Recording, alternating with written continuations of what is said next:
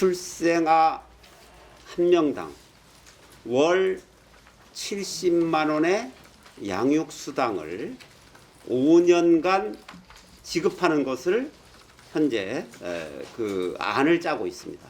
안녕하십니까? 네. 안녕하십니까? 안녕하세요.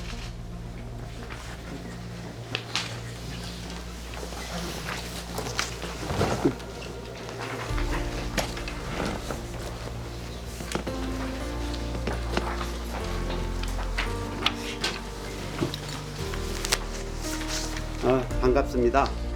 제가 먼저 모두 말씀을 한 1분 정도 이렇게 드리는 것으로 시작을 하겠습니다. 존경하고 사랑하는 존경하고 사랑하는 충북 도민 여러분, 충북 도민 여러분께서 사랑하고 키워주신 노영민이 충북의 더 큰 성장을 위해서 충북도지사에 출마하기 위해 이 자리에 섰습니다. 충북이 바로 서는 내일은 유능한 도지사로부터 시작됩니다. 균형 발전은 국가의 100년 대계를 위해서도 거스를 수 없는 대세입니다. 대한민국 첨단 산업의 심장이고 신행정수도와 충청권 메가시티를 중심으로 기존 수도권의 인구와 역량을 대체할 가장 현실적인 대안으로 충북의 시간이 다가오고 있습니다. 이시종 지사와 함께 일군 충북도정 12년의 성과를 계승하고 더욱 꽃 피우기 위해서는 강력한 지방 분권의 힘이 필요합니다. 유능한 도지사가 유능한 도정을 이끌 수 있습니다. 노영민은 충북 도정 발전을 위해서 가장 강력한 리더십을 보이겠습니다. 노영민의 경험이 국회와 중앙정부, 지방정부의 유기적 공조를 견인할 수 있습니다. 대통령 비서실장으로 국정 최고 책임자 옆에서 국가행정 운영 시스템 전반과 정책 실행의 프로세스를 살폈고 지방정부가 추진하는 사업의 물줄기를 바꿀 중앙정부 핵심 관료들과의 인적 네트워크도 구축되어 있습니다. 3선 국회의원 경험과 당내에 구축한 탄탄한 정치력으로 국가 예산을 좌우하는 국회의 높은 벽을 뛰어넘겠습니다. 국회와 중앙정부, 지방정부와의 더 긴밀한 연결을 토대로 충북 발전의 속도를 더하겠습니다.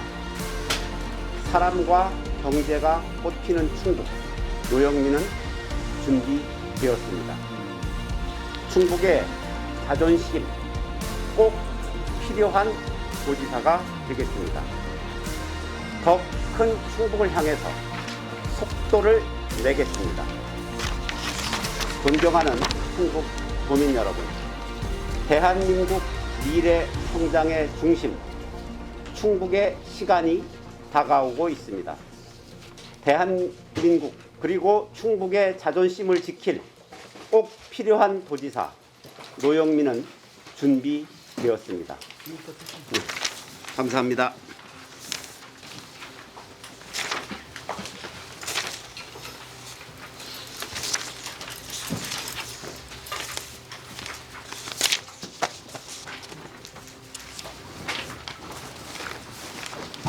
질문 주시면 네, 질문 주시면 제가 질문에 대해서 답변을 드리도록 하겠습니다.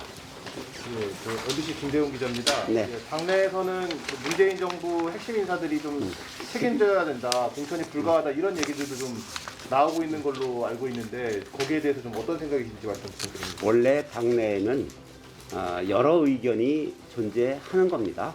네. 그런데 이제 그런 여러 의견이 집단 지성을 통해서 가장 합리적인 대안으로 이게 수렴되는 겁니다. 지금은 6월 지방선거의 승리를 위해서 당의 모든 역량을 모아야 한다라는 방향으로 그렇게 수렴이 됐다라고 말씀드리겠습니다.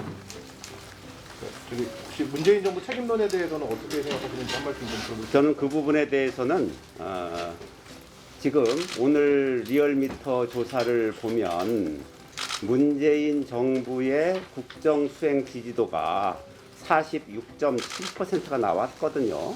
원래 단임 정권의 임기 말에는 항상 그 정권 교체 지지도라든지 대통령 국정 수행 지지도 이런 것들이 사실 엄청나게 안 좋게 나옵니다. 그 지금은 사실 뭐 정권 교체 지지도 50% 초반 나왔다고 하지만 과거에는 지금과 비교할 수 없을 정도로 높은 수치였었습니다. 그리고 대통령 국정 운영 그 뭐 지지도는 20%대였죠. 항상 임기 말에는. 그런데 이제 선거를 앞두다 보면 각 진영이 자기에게 유리한 프레임을 이렇게 잡아나갑니다. 이제 그런 게 좀 많은 거지요. 다만 어느 정권이든 공과 과가 있기 마련이기 때문에 그 부분은 뭐 그 냉철한 평가와 반성 필요하다고 저는 생각하고 있습니다.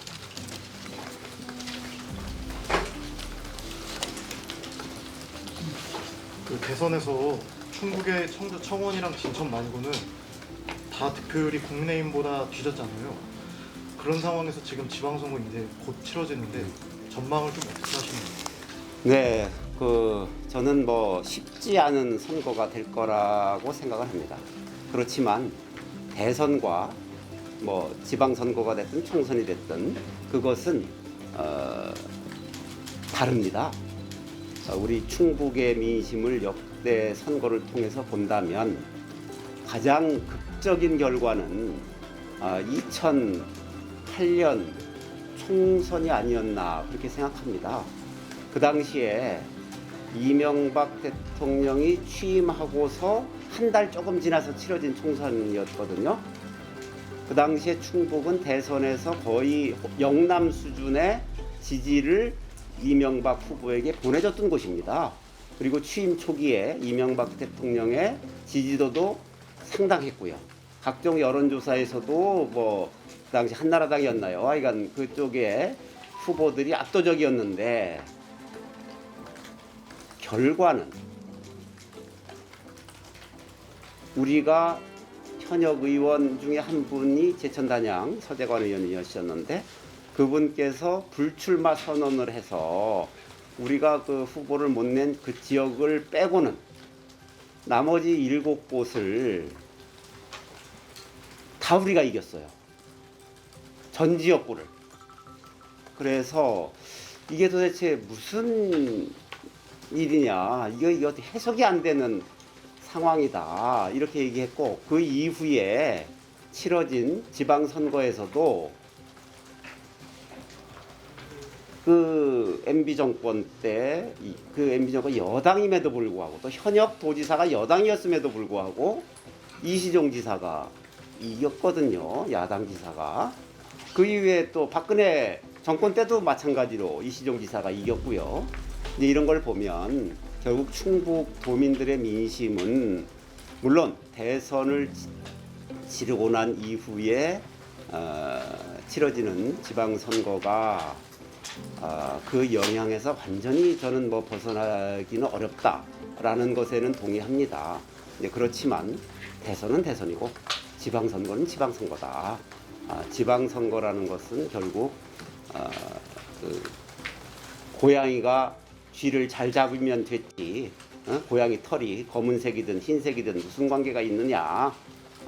결국 충북의 발전, 도민의 행복에서 누가 가장 적임인가라는 인물론으로 갈 수밖에 없지 않을까. 그런 희망 섞인 그런 예측을 하고 있습니다. 그런데 과거에 그랬습니다. 충북은. 지금 여기 주신 이 회견문 보면은 이시종 지사를 좀 계승하겠다 이런 좀 뉘앙스들이 많이 보이는 것 같은데 이시종 지사에 대한 좀 평가도 좀 부탁드리고 싶고 특히 요즘에 이시종 지사의 무예 사업 관련해 가지고 좀 여러 가지 논란들이 있는데 계승하지 않겠다, 없애겠다 이런 국민의힘 후보들도 있는데 여기에 대해서는 어떻게 생각하시는지? 저는 항상 같은 당이든 서로 당이 다르든 국정이든 도정이든 연속성이 있는 것입니다. 어느 정권이든 뭐 도정을 이어받는 지사든 계승할 것은 계승하는 겁니다. 그리고 더 발전해야 되는 부분은 더 큰 발전을 위해서 노력해야 되는 것이 맞습니다. 그래서 저도 여기에 성과는 계승하고 더욱 꽃피우기 위해서는 강력한 게 필요하다라는 말씀을 드렸던 것입니다. 그리고 사실 이시종 지사 도정 12년간 충북이 괄목할 만한 성과를 이루어낸 그것은 객관적 사실입니다. 인정할 것은 인정해야 된다 이렇게 생각을 하고요. 왜냐하면 2020년 GRDP 전국 대비 3.7%잖아요. 이거는 역대 최고치입니다. 그리고 이 코로나 국면에서 지자체 경제가 그 역성장하는 속에서도 충북은 1.3%의 플러스 성장을 거두면서 경제 성장률이 전국 2위를 기록했거든요. 저는 이런 걸 보면서 잘한 건 잘한 거다. 특히 뭐 오창에 다목적 방사강 가속기를 유치한다는 것은 사실 중앙정부가 지역 공모 사업으로 한 사업 중에서는 이렇게 큰 사업이 아마 과거에 없었을 겁니다. 이제 그것이 청주로 유치됐다는 것. 그 다음에 과거에 정말 오랜 세월 국립병원이 없었고, 그 신설 국립병원이 없었고, 앞으로도 뭐 제가 알기로는 수십 년간은 어려울 걸로 예상되는 그 국립 소방병원이 음성 지역으로 유치되지 않았습니까? 저는 그것의 가치를 아주 높게 보고 있습니다. 그게 물론 소방병원이지만 화상이나 트라우마만 치료하는 게 아니라 그 진료 과목이 21개 과목입니다. 그리고 거기에 의료진은 그 서울대학병원이 위탁 경영을 하게 되어 있습니다. 그래서 최고의 의료진, 그 건물 지금 착공했습니다만 그 건축물 하는 데만 한 1,400억이 투입되는 것으로 알고 있는데요. 이런 그 국립병원이 들어선다는 것은 충북의 중북부 권역의 고급 의료 서비스의 전진기지가 될 것이고, 그 인근에 강원도나 충남에서도 많은 그 환자 유입 효과가 있으면서 그 지역 발전을 견인해 나갈 거다. 저는 이제 그렇게 생각하고요. 그리고 뭐 오송에도 미세먼지 정보센터가 설립이 됐지 않습니까? 이제 사실 이제 그런 것들이 저는 기업 몇 개 유치하는 것과 같은 효과가 있다 이렇게 생각을 하고 있고요. 정말 많은 그 기관도 유치했고 지역 발전을 위한 SOC 투입이라든지 이런 것들에 있어서 큰 성과를 거두었다 이렇게 생각을 하고 있습니다. 무예에 대해서는 어떻게 무예 마스터들이나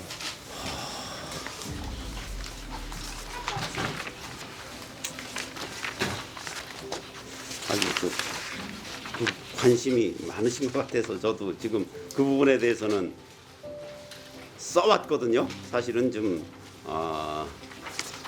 무예 마스터십 문제에 대해서는 꼭 이렇게 우리 기자님들께서 그 부분에 대한 질문이 있을 것 같아서 저는 무예 마스터십 사업이 현재 아직은 그 제자리를 잡지 못한 초창기 단계이기 때문에 일정 부분 미비한 점이 있다라고 그렇게 알고 있습니다. 그럼에도 불구하고 지난해 세계 무예 마스터십 위원회가 IOC로부터 그 상임 자문기구로 인정받아서 위원회의 국제적 위상이 높아진 것 역시 사실입니다. 저는 부족한 부분들은 도민들과 소통해 나가면서 더 이제 앞으로 검토를 해봐야 되겠습니다만 현재 국회에서 이것에 대해서 국비 지원 근거를 두는 법 개정을 추진 중인 것으로 알고 있는데요. 그 추이, 법 개정의 추이에 대해서 좀 주시하고 있습니다. 이제 국비 지원이 가능하도록 법이 개정이 된다면 저는 이 부분에 대해서 좀 다시 한번 검토할 여지가 있다. 판단하는 데 있어서 큰 도움이 될 것 같다. 이런 생각을 가지고 있습니다.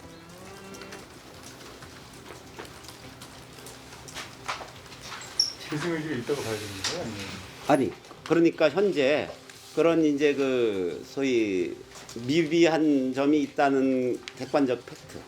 그리고 그럼에도 불구하고 세계 무예 마스터십 위원회가 IOC로부터 상임 자문 기구로 인정받아서 위원회의 국제적 위상이 높아졌다라는 또 현실. 그리고 국회에서 이 소위 무예 그 전통 무예 진흥에 대한 국비 지원을 의 근거를 두는 법의 개정을 현재 추진하고 있는 이 상황에서 이 법 개정이 어떻게 마무리될 것인가라는 것에 대해서 종합적인 그 상황을 좀 보고 검토하겠다 이런 뜻입니다. 아까 뭐 잠깐 말씀하셨지만 뭐 이제 당내에서는 이제 역량을 모아나가는 쪽으로 의견들이 좀 수렴되고 있다 이렇게 말씀을 하셨는데 일단 지금 그 지사 선거 같은 경우는 이제 박상원 위원장이 어찌됐든 그 검증 신청을 했고 출마하는 쪽으로 이렇게 좀 방향을 잡고 있는 것 같은데 앞으로 그러면은 그 경선 방식이라든지 또 지금 그 박상원 위원장이 지사로 이제 지금 나오겠다라고 이렇게 지금 하는 상황에서 그 박상원 위원장에 대한 평가나 이런 것들 어떻게 좀 한 말씀 부탁드릴게요. 네, 뭐 우리 당원은 그 자격만 된다면 누구나 출마할 수 있습니다. 그것은 뭐 당연한 거고요. 또 박상원 전 위원장도 우리 당의 아주 소중한 자산입니다. 저는 선의의 경쟁을 할 후보가 여러 명 이렇게 좀 나오는 것이 저는 큰 뭐 도움이 된다. 저는 바람직한 것이다. 환영한다. 이런 입장입니다. 국민의힘에서는 후보군이 굉장히 많은데 누가 제일 위협적이라고 좀 보시나요? 모든 선거는 다 어렵습니다. 사실 후보가 누가 되느냐는 뭐 물론 관심을 안 가질 수는 없습니다만 사실 모든 분들이 다 훌륭하신 분들이고 최선을 다해서 노력해도 결국은 마지막 가면 정말 박빙으로 결과가 나타나는 경우가 많습니다. 그렇기 때문에 현재로서는 뭐 어느 분이 그렇게 강하다 약하다 이런 평가를 내릴 때는 아닌 것 같습니다.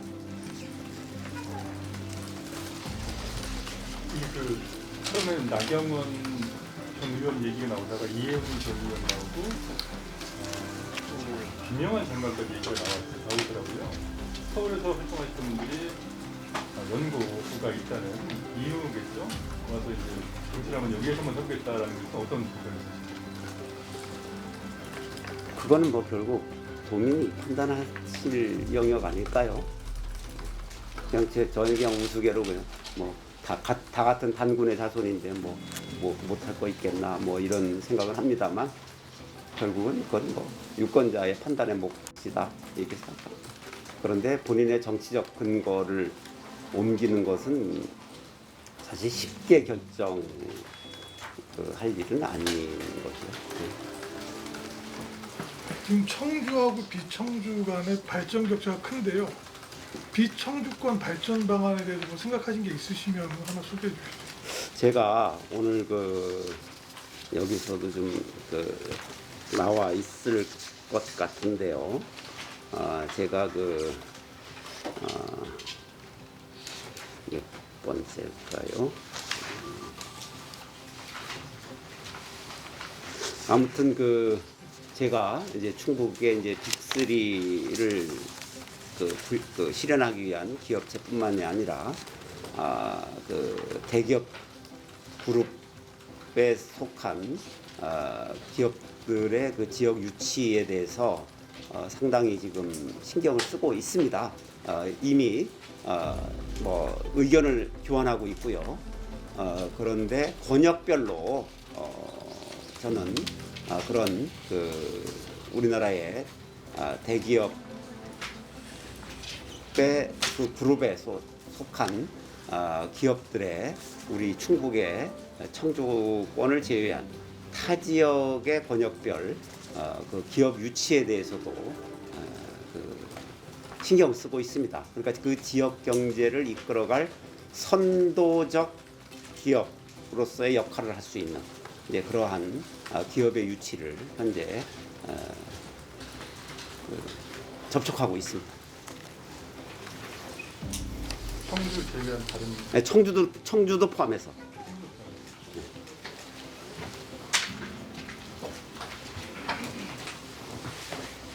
대통령 비서실장 출신이신데 지금 대통령 당선인이 청와대를 용산으로 옮긴다는 거에 대해서는 좀 의견이 어떠신지 좀 말씀 좀 들어보고 싶습니다. 글쎄 그 부분은 지사 후보 충북지사 후보의 기차 간담회 자리가 아니고 제가 다른 자리에서 말씀드릴 기회가 있지 않을까 그렇게 생각합니다. 저출생 극복을 도정이 제일 목표로 삼겠다 이렇게 이제 밝히셨는데 그 배경과 어떤 구체적인 좀 계획이 있으시다면? 사실 저는 대한민국의 국가 위기가 물론 여러 개가 있습니다. 시급한 현안해서 저는 뭐 경제, 고용, 교육, 뭐 부동산, 지정학적 리스크, 탄소 중립을 위한 경제 구조의 개편, 수많은 도전이 있는데 저는 이 모든 도전 중에서 다 중요합니다만 모든 도전이 그 중에서 제일은 저는 저출생이다 이렇게 생각하고 있습니다. 지금 단계에서 우리가 1970년대 초반만 해도 신생아 수가 100만이 넘었던 그런 나라입니다. 우리가 재작년에 30만이 무너졌죠. 27만인가? 작년에는 26만 대로 떨어진 거로 알고 있습니다. 이게 30만 대로 회복이 돼도 정말 우리가 천수를 다 누려서 90세까지 다 산다고 해도 출생하신 분 모두가 그래도 90년 후에는 우리 인구가 2,700만, 지금 인구의 반 정도밖에 안 되는 겁니다. 이렇게 돼서는 우리 경제가 생존할 수가 없습니다. 현재 잠재 성장률이 떨어진 이유 0%로 떨어졌거든요. 이것도 저출생이 가장 큰 원인입니다. 현재 의과대학에서는 산부인과 소아과를 안 가려고 하고요. 지금 충북도 1년에 어린이집이 10%씩 문을 닫고 있습니다. 태권도장도 다 문을 닫고 있어요. 아동복, 학교 앞에 문방구 다 그렇게 돼가고 있습니다. 경제가 존립할 수가 없습니다. 이 저출생 문제를 극복하지 않고는. 저는 그래서 도정 목표의 제일 목표를 이 저출생 이 상태를 극복하는 것에 둘 수밖에 없다 이렇게 생각을 합니다. 우리가 합계 출산율이 작년에 충북이 0.95명이었습니다. 작년에 근데 올해는 0.9명으로 추측이 됩니다. 이렇게 돼서는 충북도 버텨낼 수가 없습니다. 앞으로. 그래서 저는 임기 중 5년 내에 우리가 합계 출산율을 1.5명으로 그러니까 올해 예상되는 게 한 8,000명? 지금 이렇게 8,000명 정도의 신출생이 됐을 텐데 2027년에는 15,000명 수준으로 신생아 수를 이렇게 늘리려고 지금 그 계획을 잡고 있고 1년에 이제 그 뭐 0.1에서 0.15% 포인트 늘어가는 이런 계획을 잡고 있습니다만 이제 요게 그 그래프인데 지금 여러 가지를 고민하고 있습니다. 그래서 현재는 고민하고 있는 안 중에 하나는 출생아 한 명당 월 70만 원의 양육 수당을 5년간 지급하는 것을 현재 그 안을 짜고 있습니다. 예산서부터 5년간 60개월인데요. 이렇게 되면 저는 그 양육 부담이 대폭 줄어들 수 있다. 경제적 부담이 이렇게 생각을 하고 있고요. 그렇게 되면 좀 어느 정도 이렇게 도움이 될 거다 이렇게 그 생각을 하고 있고 그 5년으로 잡은 것은 이제 그 다음에는 초등학교 들어가니까요.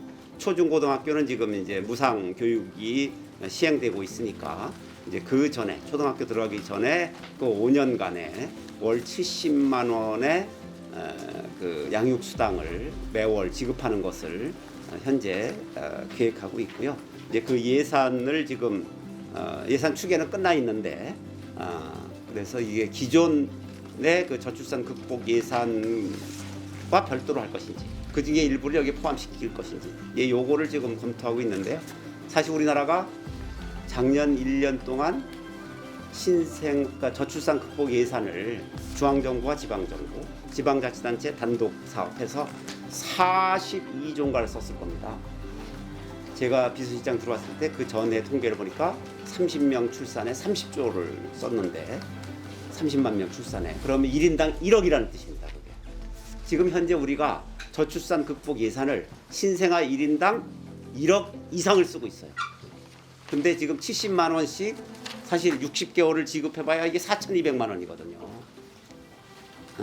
이거 5년에 나눠주는 건데 이제 이런 걸 보면 지금 5년을 거쳐서 이렇게 4,200인데 거기는 이제 사실 1년에 지금 1억 이상을 쓰고 있어요.